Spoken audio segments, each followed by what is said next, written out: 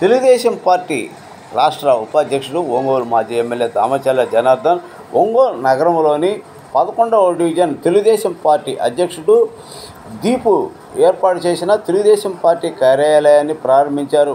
ఈ కార్యక్రమానికి doctor రాజవిమల్, Pullaiah Chowdary, Telugu Desam party నాయకులు, కార్యకర్తలు, డివిజన్లోని కార్యకర్తలు పాల్గొన్నారు.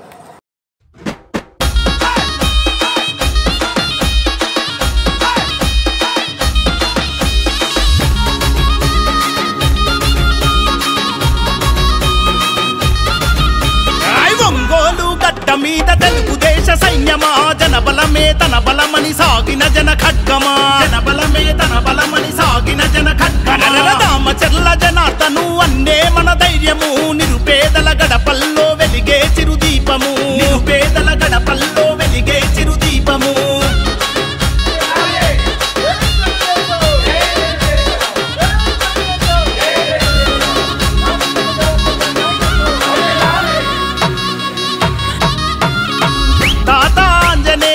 ఆశయ పంటవో, పేదల కలిని తీర్చిన పెరుగన్నమో, పేదల కలిని తీర్చిన పెరుగన్నమో.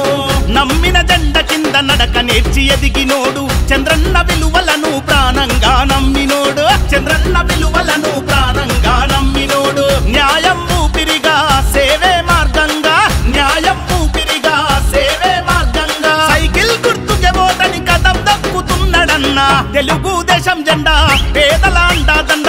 జనార్దనన్న అంటే ప్రగతికి నిండుకుండా.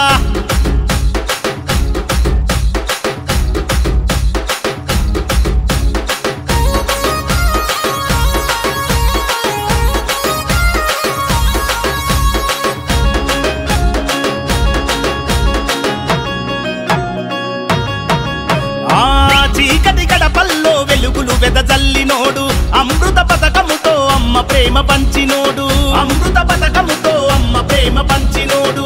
పట్టణాభివృద్ధికి స్వచ్ఛ భారత్ కృషి, ప్రగతికి రూపమై నిలిచిన మహారుషి, ప్రగతికి రూపమై నిలిచిన మహారుషి. కష్టమన్న ప్రతి ఒక్కరికి సాయమెంతో చేసినోడు, కష్టమన్న ప్రతి ఒక్కరికి సాయమెంతో చేసినోడు. ప్రజా సమస్యల పైన పట్టున్న నాయకుడు, తెలుగుదేశం జెండా పేదల అండాదండ.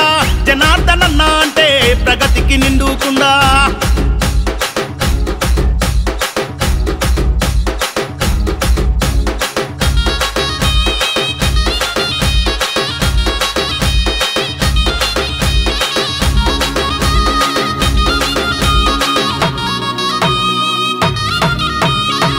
అనగారిన ప్రజలకు అభయమే జనార్దనన్న, అలుబెరుగని సేవకు చిరునామా మీరన్న, అలుబెరుగని సేవకు చిరునామా మీరన్న. బడుగు బలహీనుల బంధమల్లుకున్నోడు, తెలుగు యువత భవిత కోరి త్యాగమెంతో చేసినోడు, తెలుగు యువత భవిత కోరి త్యాగమెంతో చేసినోడు. మాటే శాసనం మనసే సింహాసనం, మాటే శాసనం మనసే సింహాసనం. చాలా మంచి దినం. మన ఒంగోలు అసెంబ్లీ పరిధిలో, పార్లమెంట్ పరిధిలో, ఒంగోలులోని 11వ డివిజన్ క్లోపేటలో ఈరోజు ఈ యొక్క తెలుగుదేశం కార్యాలయాన్ని ప్రారంభిస్తూ ఇక్కడ నుంచి మన ఎన్నికల కార్యక్రమాలలో ముందుకు పోవడానికి ఒక మంచి ముహూర్తాన్ని ఏర్పాటు చేయడం చాలా ఉదాహరణ విషయం. మొట్టమొదటి తెలుగుదేశం పార్టీ స్థాపించబడినప్పుడు మొట్టమొదటిసారిగా క్లోపేటలో ఒక యూనిక్ సంఘటన ఈరోజు జరుగుతుంది. అప్పుడు మా పెద్దలు మరి గంగవరపు జోషి గారు, గంగవరపు జగజ్జీవన్ రావు, నేను, తర్వాత తేళ్ల కృష్ణపర్ గారు అనే ముగ్గురుతో ఈ యొక్క క్లోపేటలో మొట్టమొదటిసారిగా తెలుగుదేశం పార్టీ జెండా స్థాపన జరిగింది. మళ్ళీ ఈరోజు 11వ డివిజన్ యొక్క అధ్యక్షులుగా అదే గంగవరపు జోషి గారి కుమారుడు దీపు గారి ఆధ్వర్యంలో జరగడం అనేది ఇది ఒక యూనిక్ సంఘటన. ఇది చాలా, ఎందుకంటే ఆ రోజుల్లో ఇక్కడ అసలు తెలుగుదేశం పార్టీ అనేది ఎంటర్ కావడానికి వీలైన పరిస్థితులలో ఇక్కడ తెలుగుదేశం పార్టీని అప్పటి నాయకులు పుల్లపాటి కోటేశ్వరరావు గారు, కీర్తిశేషుల వారి ఆధ్వర్యంలో ఏర్పాటు చేసి వారికి అప్పుడు అత్యధిక విజయం 2 సార్లు సంపాదించడమే కాకుండా ఈ తెలుగుదేశం పార్టీ యొక్క ఆధ్వర్యంలో తెలుగుదేశం క్యాండిడేట్ని ఇక్కడ ఒక కార్పొరేటర్గా ఆ రోజుల్లో గెలిపించడం కూడా జరిగింది. అదేవిధంగా మళ్ళీ ప్రతి సంవత్సరం ఇక్కడ జరుగుతూనే ఉంది, కానీ అతి స్వల్ప మెజార్టీతో కొన్ని పరిస్థితుల వలన మళ్ళీ మనం పుంజుకోలేకపోయాం. అయితే ఇప్పుడైతే పరిస్థితులు పూర్తిగా మారిపోయినాయి. మరి మా క్లోపేట ప్రజల్లో కూడా చాలా చైతన్యం వచ్చింది. ప్రభుత్వం ద్వారా ఏం జరుగుతున్నాయో, ఈ ప్రభుత్వం చేస్తున్నటువంటి అరాచక కార్యాలు ఏంటో, తెలుగుదేశం యొక్క ఆధ్వర్యంలో గతంలో ఇక్కడ జరిగినటువంటి అభివృద్ధి కార్యక్రమాలు ఇవన్నీ కూడా వేరేది వేసుకొని అనేక మంది ఈరోజు తెలుగుదేశం వైపు ఆకర్షింపబడడానికి మరి యొక్క దామచర్ల జనార్దన్ గారి కృషి ఎంతో గొప్పదని చెప్పేసి మేము తప్పక చెప్పగలం. వారు పార్టీ గెలిచినా గెలవకపోయినా కానీ వారి మటుకు మన క్లోపేట ఎప్పుడు కూడా వదిలిపెట్టి ఉండలేదు. తోడ్పాటు వాళ్ళు ఎప్పుడు పోయినా కానీ వాళ్ళు స్పందించి అన్ని విధాలా సహాయపడటానికి ఎప్పుడు ముందుకు వస్తున్నారు. మరి ఈరోజు ముఖ్యంగా వారు ఇక్కడ 11వ డివిజన్లో ఈ తెలుగుదేశం పార్టీ కార్యాలయాన్ని ప్రారంభించడానికి రావడానికి బట్టి మేము చాలా సంతోషిస్తూ, మరి మాగుంట శ్రీనివాసరెడ్డి గారు కూడా మనకందరికీ సుపరిచితులే. వారు కూడా ఒకప్పుడు ఇక్కడ మన తెలుగుదేశం పార్టీ తరఫున పార్లమెంటు సభ్యులుగా గెలిచారు. మళ్ళీ ఈసారి వారు కూడా మరి జనార్దన్ గారితో కలిసి ఒంగోలు పార్లమెంటు నియోజకవర్గాన్ని, అదేవిధంగా జనార్దన్ గారి ఆధ్వర్యంలో అసెంబ్లీ నియోజకవర్గం రెండు కూడా అత్యధిక మెజార్టీతో మరి మనం గెలిపించి ఈ యొక్క అప్రజాస్వామికమైనటువంటి చర్యల్ని ఈ దెబ్బతో రూపుమాపి మరి నూతన ప్రభుత్వాలు ఏర్పాటు చేయడానికి సహకరించడానికి క్లోపేటలో ఉన్నటువంటి కుర్రాళ్ళంతా యూత్ అంతా చాలా ఎక్కువగా కృషి చేయాలని, అదేవిధంగా ఇంకా మూఢ విశ్వాసాలతో ఉన్నటువంటి ఇక్కడ ఉన్న కొంతమంది పెద్దల్లో కూడా చైతన్యం తీసుకొచ్చి ప్రతి ఇంటింటికి తిరిగి ఈ యొక్క తెలుగుదేశం ఏ మంచి కార్యాలు అయితే ప్రజల కోసం చేస్తుందో, దళితుల కోసం, ముఖ్యంగా క్రిస్టియన్స్కి చేసినటువంటి అభివృద్ధి కార్యక్రమాలు చాలామంది గుర్తించలేకపోయారు. నాకు ప్రత్యక్షంగా తెలుసు. మేము గవర్నమెంట్ ఉద్యోగాలు చేస్తూ కూడా మరి తెలుగుదేశం పార్టీలో ఎక్కువగా మేము కార్యకర్తల కంటే ఎక్కువగా కృషి చేసి పనిచేశాము. మేము ఎప్పుడు కూడా లేకుండా ఈ జగన్ ప్రభుత్వం చేసినటువంటి అన్యాయాన్ని ప్రతి ఒక్కరూ రుచి చూస్తున్నారు, గవర్నమెంట్కి బాధలు అనుభవిస్తున్నారు. కాబట్టి మరొకసారి ఈరోజు అన్నగారు ప్రారంభించేటటువంటి యొక్క 11వ డివిజన్ కార్యాలయాన్ని బేస్ చేసుకొని మరి క్లోపేట అంతా, ఈ క్లోపేట చుట్టుపక్కల ఉన్నటువంటి మరి రైలుపేట ఈ పరిసర ప్రాంతాల్లో ఉన్నటువంటి అనేకులను కూడా తెలుగుదేశం పార్టీ వైపు ఆకర్షించి మరి రేపు రాబోయే మే 14-13 జరగనున్న ఎన్నికలలో మన జనార్దన్ గారిని, అదేవిధంగా మాగుంట శ్రీనివాసరెడ్డి గారిని కూడా అత్యధిక మెజార్టీతో గెలిపించి మన ఒంగోలు యొక్క పురోభివృద్ధికి, మన దళిత క్రైస్తవుల మైనారిటీ పురోభివృద్ధికి ఆ పార్టీ కృషి చేసేలాగా మనమందరం వారికి సహాయ సహకారాలు అందించాలని కోరుకుంటూ ఈ మాటలు ముగిస్తున్నాను. ఒంగోలు నగరంలో 11వ డివిజన్ తెలుగుదేశం పార్టీ ఆఫీస్ ప్రారంభోత్సవ కార్యక్రమానికి తెలుగుదేశం పార్టీ, జనసేన, బీజేపీ ఉమ్మడి పార్టీ అభ్యర్థులుగా పోటీ చేస్తున్నటువంటి దామచర్ల జనార్దన్ గారు ఇచ్చేయబోతున్నారు. వారికి మేమందరం స్వాగతం పలుకుతున్నాం. ముఖ్యంగా రాష్ట్ర వ్యాప్తంగా కానివ్వండి, ఒంగోలు నగరంలో కానివ్వండి, తెలుగుదేశం పార్టీ ప్రభంజనం ఇస్తుంది. ఎక్కడికెక్కడ నగరంలో స్వచ్ఛందంగా వైసీపీ నుండి వందలాది కార్యకర్తలు తెలుగుదేశం పార్టీ మద్దతుగా తెలుగుదేశం పార్టీలో చేరుతున్నారు. అదేవిధంగా రాష్ట్ర వ్యాప్తంగా ఈ 5 సంవత్సరాల్లో జగన్మోహన్ రెడ్డి చేసిన విధ్వంసమైన పరిపాలనకు వ్యతిరేకంగా ప్రజలు ఓటు అనే ఆయుధంతో జగన్మోహన్ రెడ్డి గారి ప్రభుత్వాన్ని దించడానికి సిద్ధమై ఉన్నారు. ముఖ్యంగా ఏదైతే ఈ 5 సంవత్సరాల్లో ఏదైతే 80% పైగా ఓట్లేపి చెల్లికెళ్ళినటువంటి ఎస్సీ, బీసీ, మైనార్టీ సామాజిక వర్గానికి ఈ వైఎస్ఆర్సీపీ ప్రభుత్వం చేసింది ఏమీ లేదు. ఎస్సీ సామాజిక వర్గానికి అయితే 27 పథకాలను పూర్తిగా నిర్వీర్యం చేసింది. అదేవిధంగా మైనార్టీ సామాజిక వర్గానికి సంబంధించిన 11 పథకాలను పూర్తిగా రద్దు చేయడం జరిగింది. ఏదైతే విదేశీ విద్యకు ఆ రోజు తెలుగుదేశం పార్టీ హయాంలో బాబు డాక్టర్ అంబేద్కర్ గారి పేరును తీసివేసి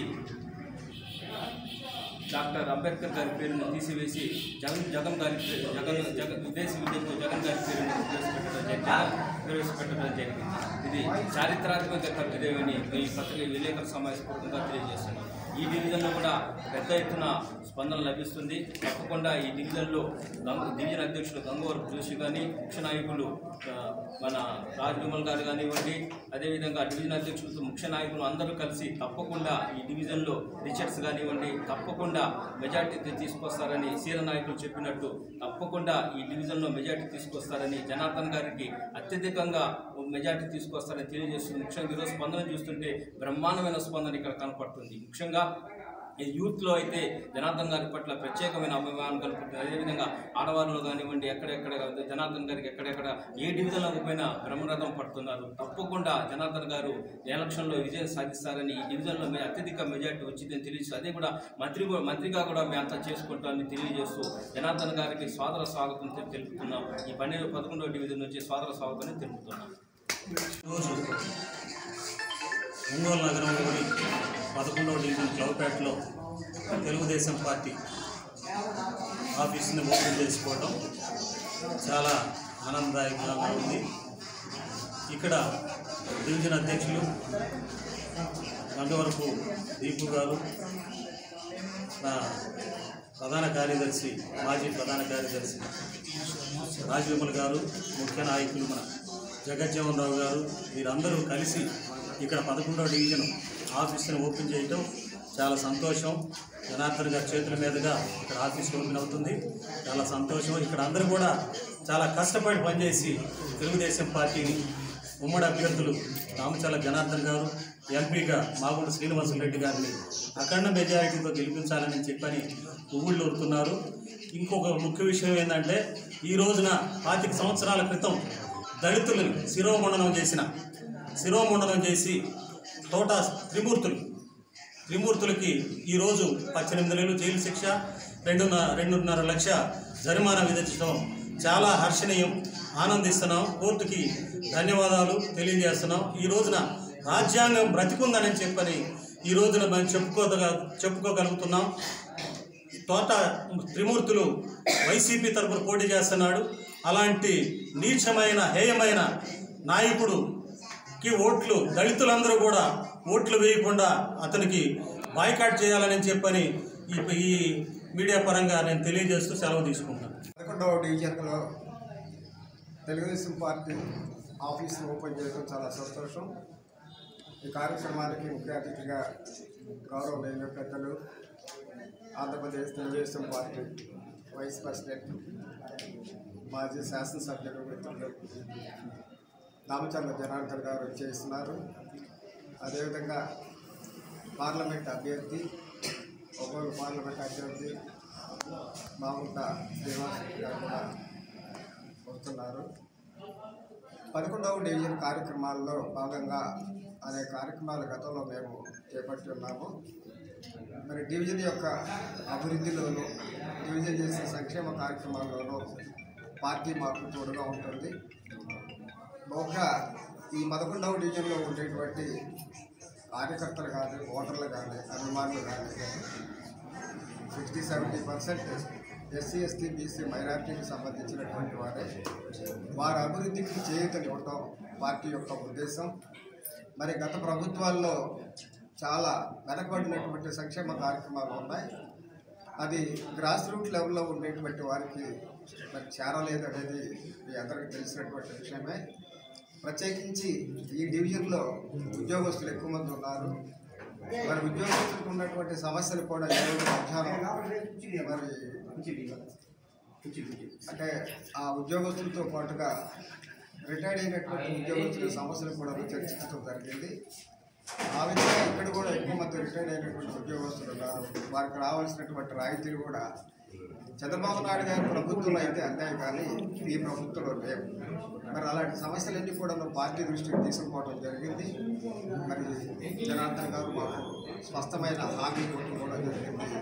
ప్రభుత్వం ఏర్పడితే ఉద్యోగ సమస్యలను తప్పనిసరిగా మేము వాటిని స్పష్టంగా మేము తెలుసుకోవాల్సినటువంటి హామీ ఇవ్వడం జరిగింది. ఎందుకంటే బడుగు బలహీన వర్గాలతో పాటుగా ఉద్యోగస్తులు కూడాను వారి యొక్క మేధస్సును, వారిలో ఉండేటువంటి అభిమానాన్ని కూడా చూరగొని ముందుకు పోవాల్సినటువంటి అవసరం పార్టీకి ఉన్నది. తద్వారా మేమందరం ఈరోజు చంద్రబాబు నాయుడు గారు గెలుపు పెన్షనర్ల పిలుపు అనేటువంటి ఒక స్లోగన్తో ముందుకు పోవడం జరిగింది. అదేవిధంగా మరి ఒంగోలు జనార్దన్ గారు, అదేవిధంగా పార్లమెంటు సభ్యులు అభ్యర్థిగా ఉండేటువంటి మాగుంట శ్రీనివాసరెడ్డి గారు పిలుపు కూడా మరి మేమందరం ఆ విధంగా పిలిపివ్వటం, కనెక్షన్స్ పిలిపివ్వటం కూడా జరిగింది. ఆ విధంగా మరి 11వ డివిజన్లో కూడాను మేము చేస్తున్నటువంటి కార్యక్రమాలన్నీ కూడా గతంలో ఆయన ఎమ్మెల్యేగా ఉన్నప్పుడు జనార్దన్ గారు సెంట్రల్ లైటింగ్ సిస్టమ్ కానీ, రోడ్లు బాగు చేయడం కానీ, వీధులను శుభ్రం చేయించడం కానీ, మరి అనేకమైన కార్మిక సమస్యలను కూడా ఆయన సత్వరం పరిష్కరించడం కూడా జరిగింది.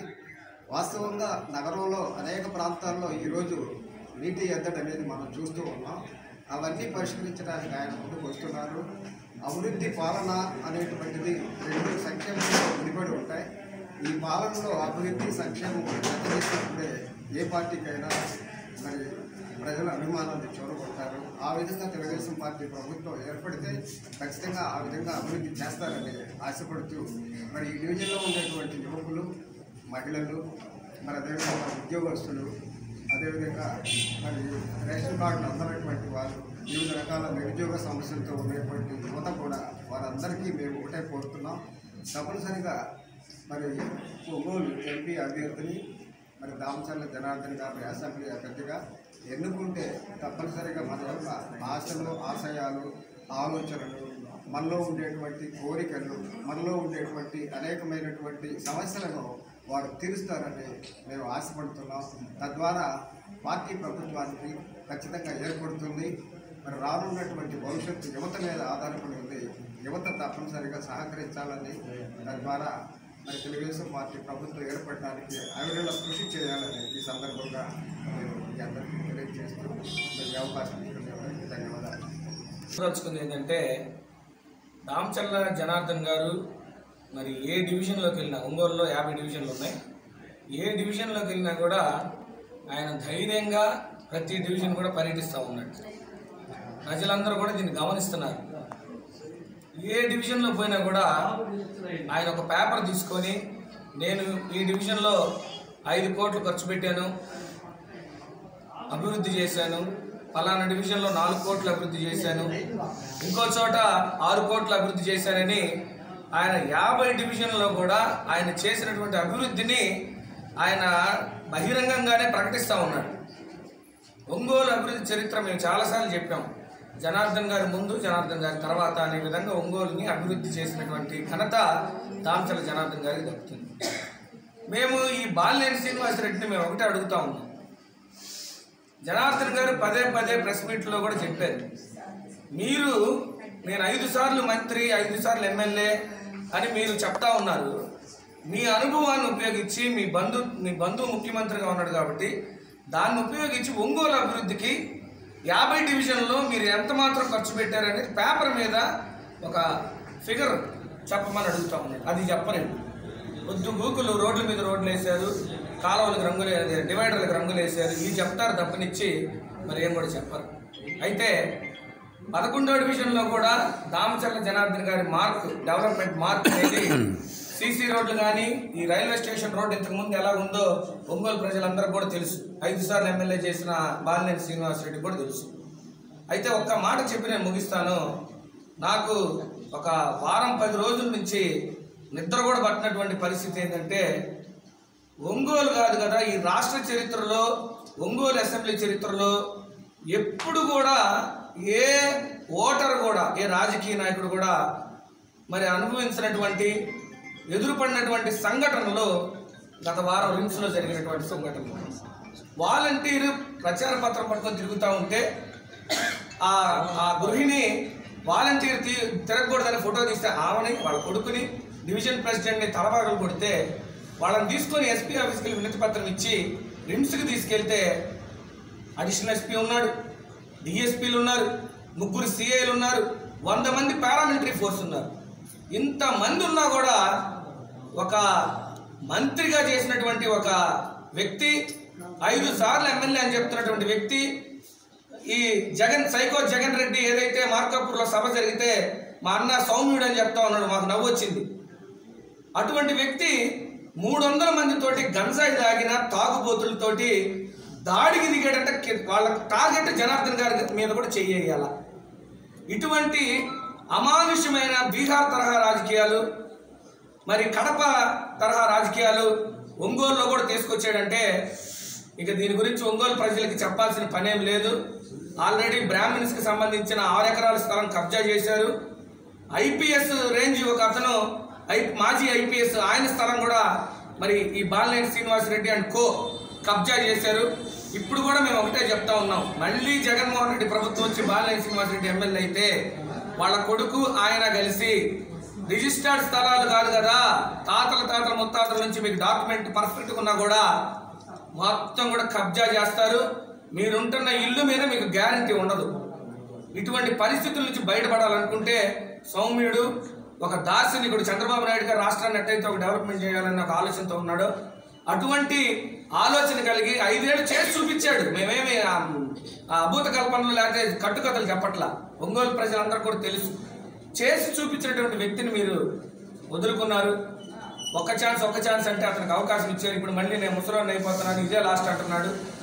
దయచేసి మీకు స్థలాలకు, మీ ఉంటున్న గృహాలకు భద్రత కావాలన్నా, గంజాయి వీటి నుంచి నాటు సారా ఇటువంటి కల్తీ సారాల నుంచి మీ కుటుంబాలకు విముక్తి కావాలన్నా, ఉద్యోగాల కోసం వేరే రాష్ట్రాలకు వెళ్లకుండా ఇక్కడే మన రాష్ట్రంలో ఉద్యోగాలు సంపాదించుకోవాలన్నా, అన్నిటికీ మించి ఒంగోలులో ఉన్నటువంటి నీటి సరఫరాని అది మనం అధిగమించాలన్నా కూడా అభివృద్ధి కాంక్షికుడైనటువంటి జనార్దన్ గారికి ఓటేసి మనందరూ కూడా గెలిపించుకుంటే మరి ప్రశాంతమైన జీవితం జీవిస్తాం. లేకపోతే అందరూ కూడా మొన్న కానీ రిమ్స్లో జరిగినట్టు రక్తపాతం సృష్టించే రీతిగా ఒంగోలు రాజకీయ ముఖ చిత్రం మారబోతుందని తెలియజేసుకుంటూ మీ అందరికి కూడా సైకిల్ గుర్తు మీద ఓటేసి జనార్దన్ గారిని మాగంటి శ్రీనివాసరెడ్డి గారిని గెలిపించాల్సిందిగా కోరుకుంటున్నాను.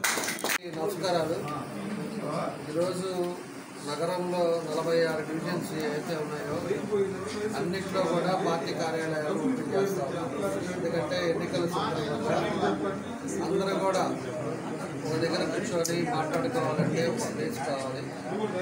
అదేవిధంగా ఎప్పుడు ఒకరి ఇంట్లోనో లేకపోతే ఇబ్బందులు రాకుండా ఉండడానికి, కోఆర్డినేషన్ ఉండడానికి రాత్రి ప్రచారం చేసిన తర్వాత పొద్దున్నే సీనియర్లు పెద్దలు అంతా ఉంటారు కాబట్టి వాళ్ళందరితో కూర్చొని మనం ఏం కార్యక్రమాలు చేస్తున్నాము, మన డివిజన్ ఎలా ఉంది, ఏం చేస్తే బాగుంటుంది అనే ఉద్దేశంతో ఈ కార్యాలయం ఏర్పాటు చేస్తున్నాను. అదేవిధంగా చాలా ఆల్మోస్ట్ అన్ని ప్రాంతాల్లో కూడా కార్యాలయాలు ఓపెన్ అయినాయి. ఇక్కడ కూడా 11వ డివిజన్ ఇక్కడ కూడా ఈరోజు కార్యాలయం ఓపెన్ చేశారు. అదేవిధంగా మా డివిజన్ ప్రెసిడెంట్ దీపు వచ్చేసి వాళ్ళ ఇల్లు కట్టుకున్న సొంత ఇల్లు, ఆయన ఇంకా గృహప్రవేశం కాకుండా వాళ్ళ పేరెంట్స్ కూడా ఇదివరకు స్టార్టింగ్ ఇక్కడ కులవపేటలో ఎప్పుడు ఫస్ట్ స్టార్టింగ్లో జెండా కట్టిన ఫౌండర్స్ వాళ్ళంతా కూడా. అలాంటిది ఈరోజు డివిజన్ అధ్యక్షుడిగా దీపు ఉన్నాడు. దాంతో ఈరోజు ఆయన ఇల్లు ఓపెన్ చేయకుండానే పార్టీ కార్యాలయం పెట్టారంటే ఎంత కమిట్మెంట్గా ఉన్నారనేది కూడా మనం అందరం కూడా అర్థం చేసుకోవాలి. కాబట్టి అందరి తరఫున మనస్ఫూర్తిగా అతన్ని అభిమానిస్తూ ఉన్నాం, ధన్యవాదాలు తెలియజేస్తూ ఉన్నా. ఖచ్చితంగా ఇలాంటి వాళ్ళు తెలుగుదేశం పార్టీలో ఎప్పటి నుంచో ఉండేవాళ్ళు, ఇలాంటి వాళ్ళు కుటుంబాలు ఎన్నో ఈరోజు తెలుగుదేశం పార్టీలో ఈ రోజుకి ఎంతోమంది మీద కేసులు పెట్టారు, ఎంతోమంది ఇబ్బందులు పెట్టారు, వ్యాపారస్తుల్ని అదేవిధంగా వ్యాపారాలు చేయకుండా ఇబ్బందులు పెట్టారు. అదేవిధంగా గవర్నమెంట్ ఉద్యోగస్తులు ఉంటే ఉద్యోగస్తులు ట్రాన్స్ఫర్ చేసి కావాలని చెప్పి త్వరగా వేసి వాళ్ళని ఇబ్బందులు పెట్టారు, వాళ్ళ ఫ్యామిలీస్ని ఇబ్బందులు పెట్టారు. అయినా కూడా తెలుగుదేశం పార్టీ అంటే ఒక కమిట్మెంట్గా, ఒక పద్ధతిగా అందరం కలిసికట్టుగా మనం పనిచేయాలి. తెలుగుదేశం పార్టీ ఒక సమర్థవంతమైన నాయకుడు చంద్రబాబు నాయుడు గారు వస్తేనే మళ్ళీ రాష్ట్రం స్ట్రీమ్లైన్ అవుతుంది ఒక సంకల్పంతో ఈరోజు అందరూ కూడా మోటివేట్ అయ్యి ఈరోజు తెలుగుదేశం పార్టీలో ఇంత బలం పెరగడానికి కారణం అని చెప్పి కూడా ఈ సందర్భంగా మేము తెలియజేస్తున్నాం. కాబట్టి ఎవరైతే కేసులు పెట్టించుకున్నారో, ఎవరైతే కొంత రిమాండ్లు పెట్టారో వాళ్ళందరూ కూడా వాళ్ళ ఇంట్లో పనుల కోసమో, వాళ్ళ సొంత పనుల కోసమో ఈరోజు ఎవరు ఎంత వాళ్ళు వెళ్ళింది కూడా పార్టీ కోసం. అదేవిధంగా పార్టీలో జరుగుతున్న కార్యక్రమాల మీద వాళ్ళంతా కూడా రిమాండ్లు పెట్టి ఎన్నో విధాలుగా ఇబ్బందులు పట్టడం మనం చూశాం. కాబట్టి ఈ రాక్షస పాలన పోవాలి. అదేవిధంగా ఈ రాక్షసుడు అదే ఒక నియంత్ర పాలన, ఒక ఫ్యాక్షనిస్ట్ పాలన. ఈరోజు తల్లి కూడా వద్దనుకొని అమెరికా వెళ్ళిపోయే పరిస్థితి. ఒక పక్క చెల్లెలు ఆయన చేసిన అక్రమాలు చేస్తా సొంత తోడబుట్టిన చెల్లెలు కూడా ఈరోజు ప్రచారం చేస్తున్న పరిస్థితి. అదేవిధంగా ఒక సొంత చిన్నాయన కూతురు ఆమె కూడా నిన్న అన్ని విధాలుగా టైం టు టైం వాళ్ళు ఏం చేశారు, వాళ్ళ నాయన ఏ విధంగా వాళ్ళ బాబాయ్ హత్య చేశాడో అది కూడా పూర్తిగా ప్రజలకు వివరించేటట్టుగా చేయడం జరుగుతుందని చెప్పి నేను తెలియజేస్తున్నాను. అంటే రాష్ట్రంలో ఎంత దూరంగా వ్యవహరించి ఎన్నో కుటుంబాలను ఇబ్బందులు పెట్టాడో ఈరోజు వాళ్ళ సొంత కుటుంబాల్లో కూడా వాళ్ళని ఇబ్బంది పెట్టి ఏకాగ్గా ఎదిగిపోయాడు. ఈరోజు కోట్లు డబ్బులు కాదు, డబ్బులు ఒకటే ఆయన చూశాడు, మనుషులు చూసుకోలేకపోయాడు. ఈరోజు డబ్బే వ్యవస్థ అనుకున్నాడు. సీఎం అవ్వడానికి కూడా వ్యాపారాల కోసమే సీఎం అయ్యాడు తప్పితే రాష్ట్ర ప్రయోజనాల కోసం, రాష్ట్ర అభివృద్ధి కోసం ఎన్నో కార్యక్రమాలు ఆ రోజు చంద్రబాబు నాయుడు గారు ఎన్నో కంపెనీలు తీసుకొచ్చాడు. పోలవరం కానీ ఇవన్నీ క్యాపిటల్ కానీ ఇవన్నీ కూడా ఎంతో డెవలప్ చేశారు. ఇవన్నీ కూడా ఒక్కటి కూడా పట్టకుండా దాన్ని అన్నీ కూడా ఇబ్బందులు పెట్టే పరిస్థితులు కూడా మనం చూసాం. ఎవరన్నా మాట్లాడే వాళ్ళు ఉంటే వాళ్ళను కూడా ఎస్సీస్ డాక్టర్ గారిని కూడా వైజాగ్లో ఏ విధంగా కొట్టారో, ఏ విధంగా చనిపోయారో అనేది కూడా ఈరోజు ప్రతి ఒక్కరు కూడా కళ్ళకు కట్టింది మనం కూడా చూసాం.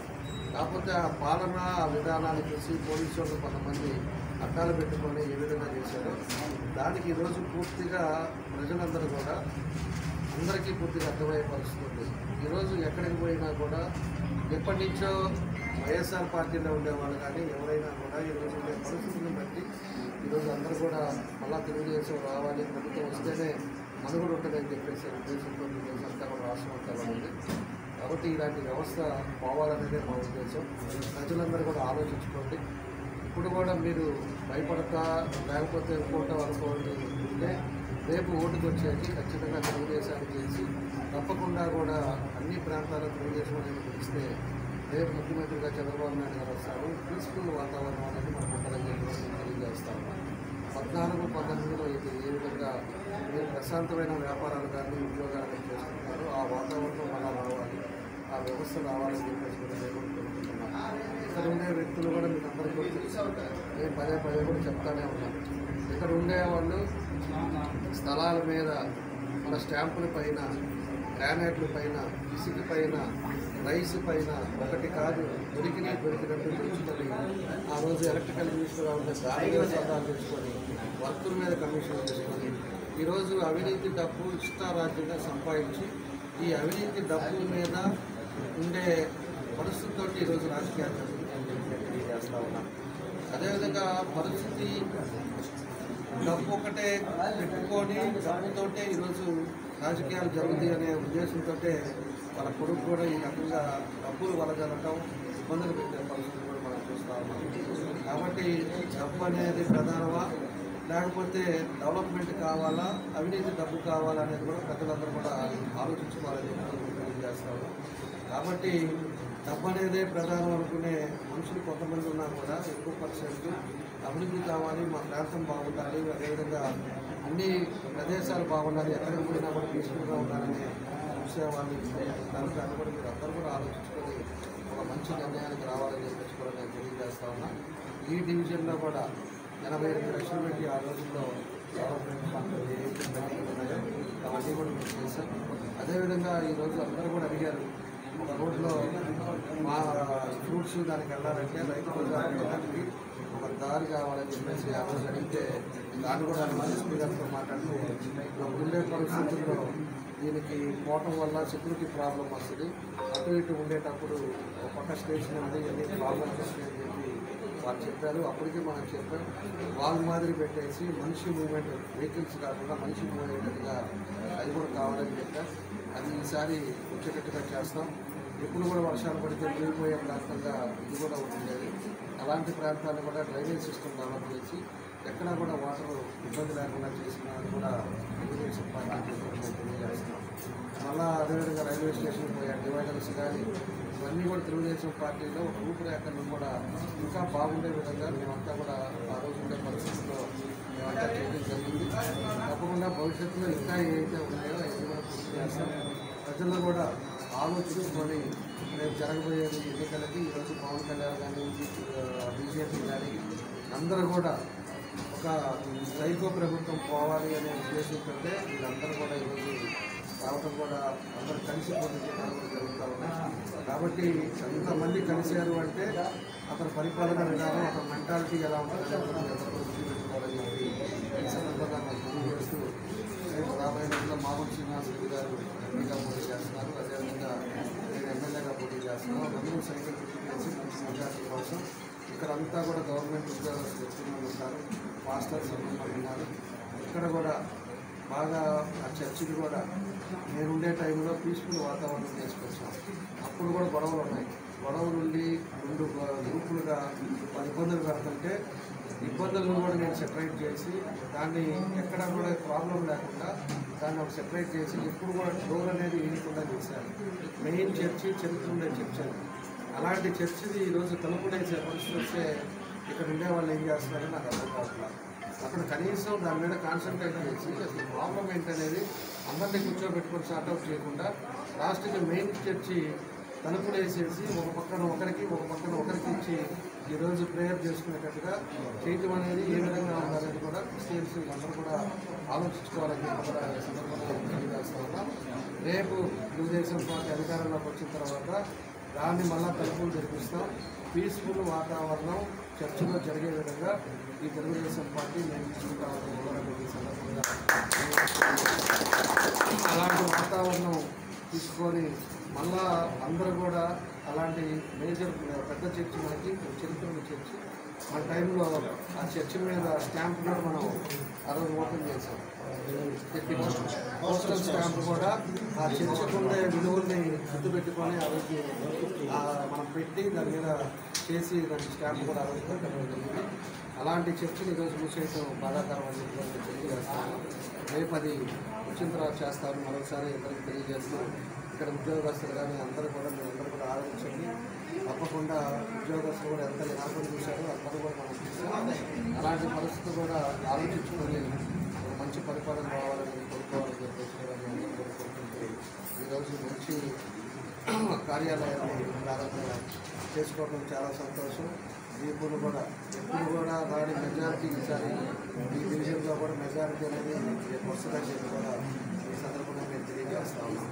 ఇక్కడే 2 లైన్లు మన వాళ్ళు అది ఎండోమెంట్స్ ల్యాండ్లో ప్రాబ్లం ఉంది.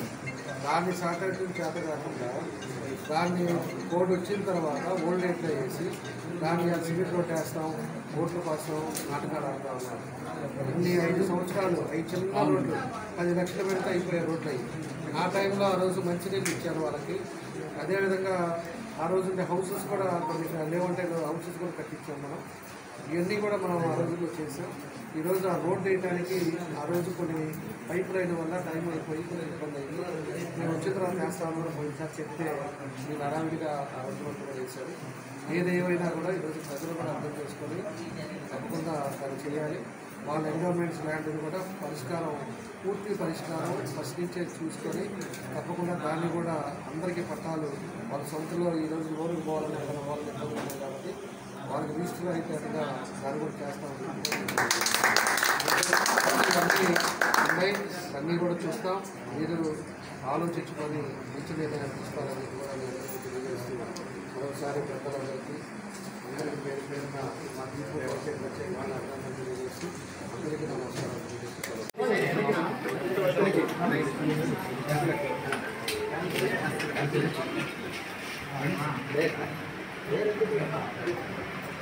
అన్ని సార్